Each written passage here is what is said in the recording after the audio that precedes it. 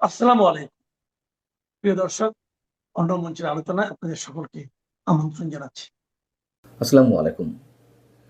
প্রিয় দর্শক, 12ই মার্চকে আমাদের সংসদীয় রাজনীতির ইতিহাসে নিঃসন্দেহে একটি অনন্য ঐতিহাসিক দিন হিসেবে আমরা চিহ্নিত করতে পারি এবং সেই ইতিহাসটি নিঃসন্দেহে কলঙ্কের, আবার কলঙ্কের হলেও দিনটি ছিল বেশ উপভোগ্য নানান দিক থেকে। একদিকে রাষ্ট্রপতিকে গাদ্দার বলা হচ্ছে জামাত এনসিপির পক্ষ থেকে এক অর্থে, আবার অন্য অর্থে সেই রাষ্ট্রপতিকে আবার গাদ্দার বলছে আওয়ামী লীগ। বিষয়টি বেশ মজাদার। আবার আদালতের মাধ্যমে ফাঁসির দণ্ডপ্রাপ্ত যুদ্ধাপরাধীদের উদ্দেশ্যে জাতীয় সংসদের শোক প্রস্তাব গ্রহণ করা হয়। এ বিষয়ে যদিও আমার আগের কন্টেন্টে কথা বলেছি, নতুন করে কিছু বলার নেই। পুরো বাংলাদেশ লজ্জায় অবনত। রাষ্ট্রপতি তার ভাষণে কি বলবেন সংসদের প্রথম অধিবেশনের প্রথম দিনটিতে, তা মোটামুটি আমাদের আগে থেকেই জানা ছিল এবং তিনি তাই করলেনও। তিনি আওয়ামী লীগকে ফ্যাসিবাদী হিসেবে উল্লেখ করলেন, আওয়ামী লীগের দুর্নীতি নিয়ে কথা বললেন। রাষ্ট্রপতি মোহাম্মদ শাহাবুদ্দিন যখন সংসদের অধিবেশন কক্ষে আসবেন বা আসছেন এমন ঘোষণা দেওয়া হলো, সেই ঘোষণার সঙ্গে সঙ্গে জামাত এনসিপির সংসদ সদস্যরা নিজ আসনে দাঁড়িয়ে স্লোগান তোলা শুরু করলেন। রাষ্ট্রপতিকে জুলাই গণহত্যাকারী হিসেবে আখ্যা দিতে লাগলেন, তারা ফ্যাসিবাদের দোসর হিসেবে স্লোগান দিতে লাগলেন এবং তারা পোস্টার উঁচিয়ে ধরতে লাগলেন যেখানে লেখা ছিল জুলাই গাদ্দার, গো ব্যাক ক্লার, চুপ্পু কিলার, চুপ্পুর বিচার চাই, ইত্যাদি ইত্যাদি। এবং রাষ্ট্রপতি যখন ভাষণ দিচ্ছিলেন তখন আপনারা দেখেছেন যে একটা পর্যায়ে বিরোধী দলীয় সংসদ সদস্যরা ওয়াক আউট করেন। আচ্ছা, রাষ্ট্রপতি জামাত এনসিপির দৃষ্টিতে গাদ্দার বা ফ্যাসিবাদের দোসর, বেশ ভালো কথা। রাষ্ট্রপতির ভাষণ তারা সংসদে শুনতে চাইছিল না, অথবা রাষ্ট্রপতিকে অভিশংসন বা ইমপিচমেন্ট করার দাবি জানিয়ে আসছে জামাত এনসিপি। রাষ্ট্রপতি যদি গাদ্দার হয়ে থাকে, রাষ্ট্রপতি যদি অবৈধ হয়ে থাকে, তাহলে রাষ্ট্রপতির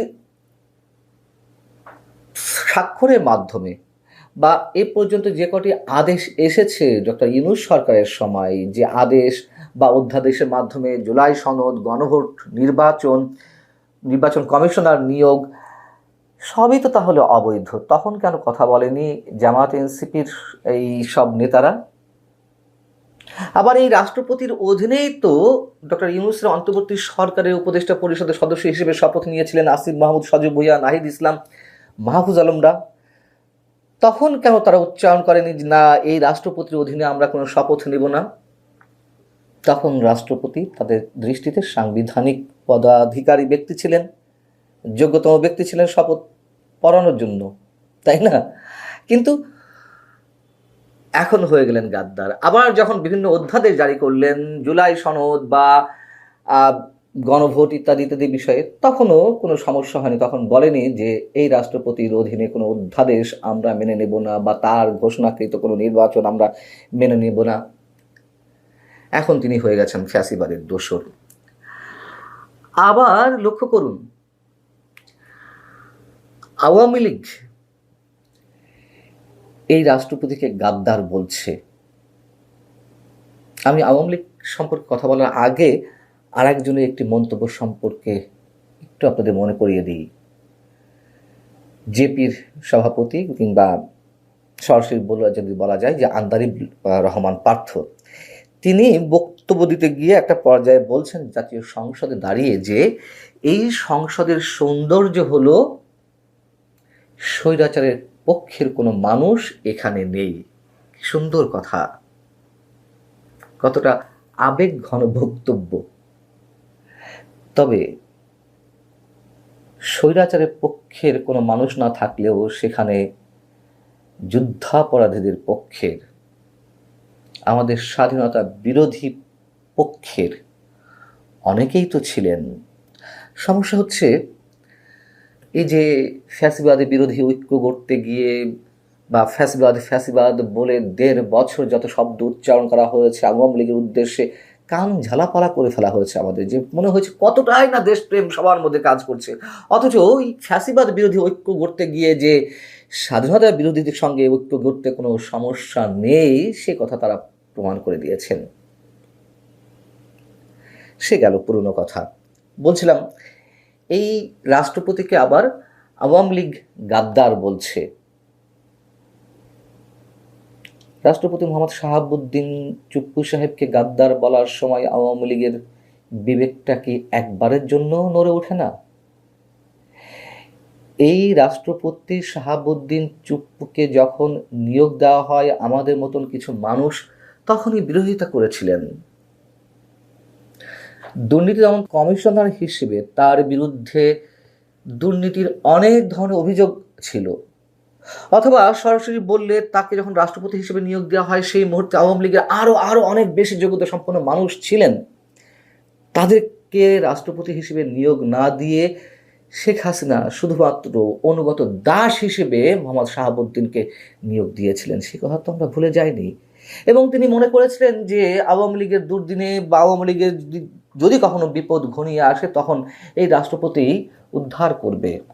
তার ছিটি ফোটাও আমরা দেখিনি, বরং তিনি ঠিকই গাদ্দারি করেছেন। এই রাষ্ট্রপতি মোহাম্মদ শাহাবুদ্দিনকে নিয়ে আমার বেশ কিছু লেখালেখি ছিল। প্রথম দিকেই যেদিন তাকে নিয়োগ দেওয়া হয়, প্রজ্ঞাপন জারি করা হলো, তখনই ফেসবুকে একটি স্ট্যাটাস দিয়েছিলাম। শুধু লিখেছিলাম, ছি, আর কোনো যোগ্য মানুষ কি ছিলেন না এই পদের জন্য? আমি কিন্তু সেখানে রাষ্ট্রপতি শব্দটাও উচ্চারণ করিনি বা শাহাবুদ্দিন চুপ্পু শব্দগুলো উচ্চারণ করিনি। তাতেই তৎকালীন সামরিক গোয়েন্দা সংস্থা ডিজিএফআই এর কর্তা ব্যক্তিরা আমার চাকরি খাওয়ার ব্যবস্থা করে ফেলেছিলেন। তখন একটি টেলিভিশন চ্যানেলে নিউজের দায়িত্বে ছিলাম আমি। যাই হোক, তো শেখ হাসিনা যেহেতু নিয়োগ দিয়েছিলেন তাই তিনি ছিলেন সকল বিতর্কের ঊর্ধ্বে আওয়ামী লীগের সেই সময়ের নেতাকর্মীদের কাছে। এখন সবাই গাদ্দার গাদ্দার বলে রব তুলছেন। শেখ হাসিনা কি নিজের ভুলটা এখন বুঝতে পারছেন? কি ভুলটাই না তিনি করেছেন। এখন অনেকে বলবেন বা বলছেন যে এটাও আমরা জানি যে সরকারের লিখিত বক্তব্য পাঠ করার বাইরে রাষ্ট্রপতির আর কিছু করার থাকে না, আমরা জানি। অথবা ডক্টর ইউনূস সরকারের ১.৫ বছরে রাষ্ট্রপতি যাতে পদত্যাগ না করেন সেই পক্ষেও আমি ছিলাম, আমি নিজে ছিলাম। তখন আরো ভয়ঙ্কর কোনো ষড়যন্ত্র বাস্তবায়নের পথ উন্মুক্ত হয়ে যেত, সাংবিধানিক সংকট দেখা দিত। অতএব ১.৫ বছর রাষ্ট্রপতিকে সমর্থন দিয়েছে অন্তত টিকে থাকার জন্য। কিন্তু এই মুহূর্তে তো তিনি পদত্যাগ করতে পারতেন, তা কিন্তু কেউ সরাতো না। দলীয় সরকার কর্তৃক নিয়োগকৃত রাষ্ট্রপতি আর দলীয় সরকারের বা সমকালীন সরকারগুলোর লিখিত বক্তব্য পাঠ করবেন, সেই চর্চা যদিও আমাদের সেটি পছন্দ নয়, তা পরেও আমরা অভ্যস্ত হয়ে উঠেছি। কিন্তু এই শাহাবুদ্দিন চুপ্পু তো জয় বাংলা স্লোগান দিতেন উঠতে বসতে, শেখ হাসিনা পা ছুঁয়ে সালাম করতে যেতেন, ইনি আওয়ামী লীগের গুণগানে মুগ্ধ ছিলেন। আবার সেই একই রাষ্ট্রপতি যখন বাংলাদেশ জিন্দাবাদ বলেন, যখন সেই আওয়ামী লীগকেই ফ্যাসিবাদ বলে উল্লেখ করেন, আওয়ামী লীগের দুর্নীতি নিয়ে কথা বলেন, কেন সেই চরিত্রটি আমাদেরকে দেখতে হবে? এটি তো তার সততার পরিচয়, তা তো নয়। আওয়ামী লীগ দুর্নীতি করেনি তা কিন্তু নয়, আওয়ামী লীগ স্বৈরাচারী আচরণ করেনি তার শাসনের সময় তা কিন্তু নয়। কথাগুলো কিছুটা হলেও তো সত্য। কিন্তু সেই একই রাষ্ট্রপতির মুখ থেকে যখন এই কথাগুলো বের হয় তখন আমাদের সেগুলো সততার প্রতীক হিসেবে ধরে নেওয়ার কোনো কারণ নেই। শুধুমাত্র তার চাকরি বাঁচানোর তাগিদে তিনি বহুরূপী রূপ ধারণ করছেন, এটি মনে করা স্বাভাবিক। অতএব সবার দৃষ্টি থেকেই গাদ্দার শব্দটি একেবারে খারাপ না নিশ্চয়ই। ত্রয়োদশ জাতীয় সংসদ আনুষ্ঠানিকভাবে যাত্রা শুরু করেছে। একটি সাজানো গোছানো ইউনুসীয় নির্বাচনে তারেক রহমানের হাতে ক্ষমতা দেওয়া হয়েছে, আর ক্ষমতার সঙ্গে অংশীদার হিসেবে ইউনুস বিএনপি তথা তারেক রহমানের গলায় বেঁধে দিয়েছে জামায়াত এনসিপিকে, কিংবা উল্টোটা। সংসদের শুরুতেই বোঝা গেল যে জামায়াতের এজেন্ডা বাস্তবায়ন ছাড়া তারেক রহমানের কোনো মুক্তি নেই।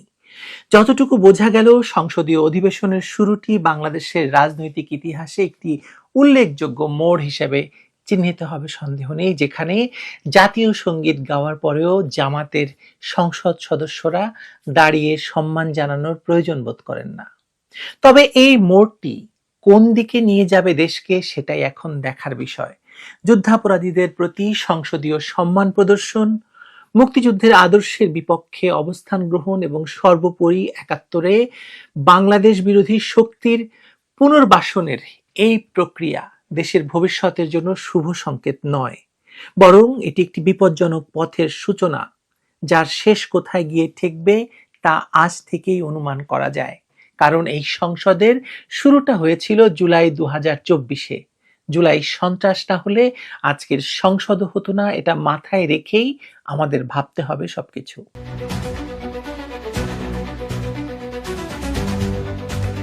আওয়ামী লীগকে অবৈধভাবে ক্ষমতাচ্যুত করে দেশ দখল করার পর একটি নতুন সংসদ যাত্রা শুরু করলো আজকে, অর্থাৎ বৃহস্পতিবার ১২ই মার্চ ২০২৬। বিএনপি জামায়াত নামে আমরা যে আওয়ামী বিরোধী, মুক্তিযুদ্ধ বিরোধী পক্ষটিকে চিনি, তারাই সংসদে সরকারি এবং বিরোধী দল হিসেবে বসে প্রথম দিনেই বাংলাদেশ আগামীতে কোন পথে হাঁটবে তার সুনির্দিষ্ট কিছু লক্ষণ প্রকাশ করে দিল।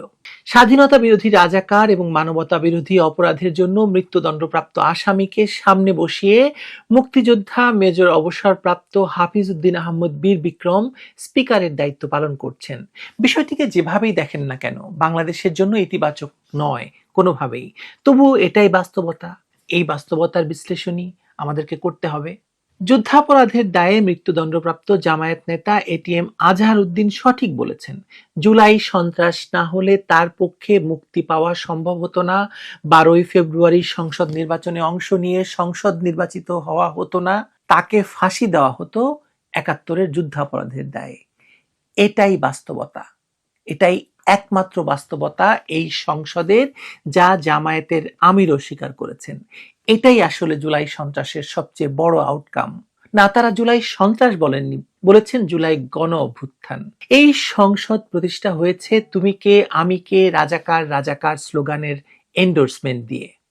আন্দোলনকারীরা সবাই নিজেকে রাজাকার ঘোষণা দিয়েই আন্দোলনে এগিয়ে নিয়ে গেছে। এটা ইতিহাস, আপনার ভালো লাগুক কিনা না লাগুক, এটাই সত্য। রাজাকার, যুদ্ধাপরাধী এবং যাদেরকে ফাঁসি দেওয়া হয়েছে তাদের পক্ষে সরকারের চিফ হুইপের শোক প্রস্তাব তাই যুক্তিযুক্ত। আপনি ভাবতে পারেন যে প্রস্তাবটি চিফ হুইপ এড়িয়ে গেলে পারতেন এবং বিরোধী দলের হুইপ তখন সংশোধনী দিয়ে আনতে পারতেন। সেটা আপনার ভাবনার সমস্যা এবং আসলে এটার জন্য তারা ধন্যবাদ প্রাপ্ত যে তাদের চরিত্র প্রথম দিনই তারা উন্মুক্ত করে দিয়েছেন। এই যে তথাকথিত অভ্যুত্থানের ছায়ায় যে সংসদ গড়ে উঠেছে, তা শুধু একটি রাজনৈতিক ব্যবস্থাপনা নয়, বরং বাংলাদেশের ইতিহাসের একটি অন্ধকার অধ্যায়ের প্রতিফলন। তথাকথিত গণ অভ্যুত্থানের নামে যে হিংসা, লুটপাট আর অরাজকতা ছড়িয়ে পড়েছিল, তা থেকে উঠে আসা এই সংসদে বিএনপি সংখ্যাগরিষ্ঠতা পেয়েছে আর জামায়াত ইসলামী প্রথমবারের মতো সর্বোচ্চ আসন নিয়ে প্রধান বিরোধী দলের আসনে বসেছে।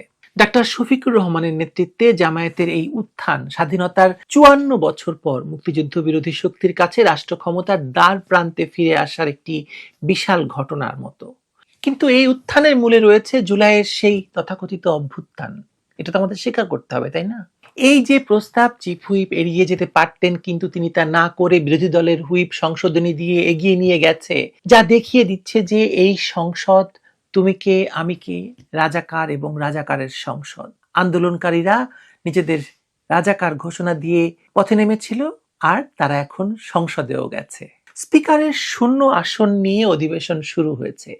প্ল্যাকার্ড দেখিয়ে রাষ্ট্রপতির ভাষণের প্রতিবাদ করে ভাষণ শুরুর পরই বিরোধী দলীয় এমপিদের ওয়াকআউট, এসব নানা ঘটনার মধ্য দিয়ে শুরু হলো জাতীয় সংসদের ত্রয়োদশ যাত্রা। তথাকথিত গণ অভ্যুত্থানে আওয়ামী লীগ সরকার পতনের প্রায় ১৯ মাস পর যাত্রা শুরু করলো বাংলাদেশের এই সংসদ। এবার ব্যতিক্রম পরিস্থিতিতে সংসদ অধিবেশন শুরুর প্রক্রিয়া, স্পিকার নির্বাচন, রাষ্ট্রপতির ভাষণে থাকা বিভিন্ন বিষয়েও আলোচনার জন্ম দিয়েছে। এদিন নিয়ম অনুযায়ী সংসদের প্রথম অধিবেশনে ভাষণ দিতে রাষ্ট্রপতি মোহাম্মদ শাহাবুদ্দিনকে আহ্বান জানিয়েছিলেন নবনির্বাচিত স্পিকার মেজর অবসরপ্রাপ্ত হাফিজ উদ্দিন আহমেদ বীর বিক্রম। সে সময় সংসদে দাঁড়িয়ে প্ল্যাকার্ড হাতে বিক্ষোভ শুরু করেন জামায়াত ইসলামী এবং এনসিপি সহ 11 দলীয় নির্বাচনী ঐক্যের সংসদ সদস্যরা। সংসদের শৃঙ্খলা রক্ষায় স্পিকার বারবার আহ্বান জানালেও প্রতিবাদ চালিয়ে যান বিরোধী দলের এমপিরা। তাদের প্রতিবাদের মধ্যেই নিজের ভাষণ চালিয়ে যান রাষ্ট্রপতি। বক্তব্যের এক পর্যায়ে নানা স্লোগান দিয়ে অধিবেশন কক্ষ থেকে বেরিয়ে যান বিরোধী দলের সদস্যরা। অন্যদিকে রাষ্ট্রপতির বক্তব্য চলাকালে এর সমর্থনে প্রধানমন্ত্রী তারেক রহমান এবং বিএনপির সংসদ সদস্যদের টেবিল চাপড়াতে দেখা যায়। কারণ রাষ্ট্রপতি তাদেরকে দুর্নীতির বিরুদ্ধে সবচাইতে বড় অবস্থান গ্রহণকারী দল, স্বাধীনতার ঘোষকের দল অনেক ব্যাখ্যায়িত করেছেন এবং বাংলাদেশ জিন্দাবাদ বলে বক্তব্য শেষ করেছেন। সত্যটা হচ্ছে, জুলাই সন্ত্রাস না হলে এই সংসদ আমাদের দেখতে হতো না। এই সংসদের প্রতিটি ঘটনা, প্রতিটি সিদ্ধান্ত, প্রতিটি বক্তব্য মুক্তিযুদ্ধের চেতনার বিপরীতে।